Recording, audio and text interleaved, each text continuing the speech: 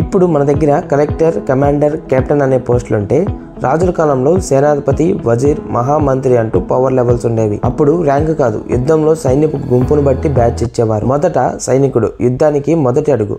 దీనిపైన గౌల్మిక, చిన్న బలగానికి లీడర్. తర్వాత దండనాయక, అంటే ఇప్పటి కెప్టెన్ లాంటి వాడు. ఇక మహాదండనాయక, పెద్ద ఆర్మీ విభాగానికి హెడ్. అందరిపైన సేనాధిపతి, రాజ్యానికి కమాండర్ ఇన్ చీఫ్ లాంటి వాడు. రాజు లేకపోతే యుద్ధానికి వెళ్ళేది యువరాజు.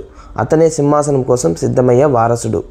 రాజు అయితే సర్వాధికారం, అతని మాటే యుద్ధం, అతని నిర్ణయమే చట్టం. రాజ్యసభలో ఉండేవారు మంత్రులు, పురోహితులు, సలహాదారులు.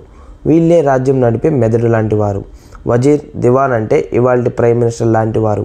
రాజు కత్తితో గెలిస్తే వీళ్ళు మాటలతో రాజ్యం నిలబెట్టేవారు. అంటే అప్పట్లో గౌరవం యుద్ధం గెలిచేవారిది, ఇప్పుడైతే యూనిఫామ్ వేసుకున్న వారిది. కానీ ఒక ప్రశ్న మాత్రం మిగిలిపోయింది బాస్, నేటి ఆఫీసర్ గౌరవం ఎక్కువ లేకపోతే అప్పటి యోధుడి త్యాగం ఎక్కువ? మీ ఆలోచన కామెంట్లో రాయండి. ఎందుకంటే మనం తెలుసుకునేది ఫ్యాక్ట్ కాదు, దాని వెనుకున్న మనసు.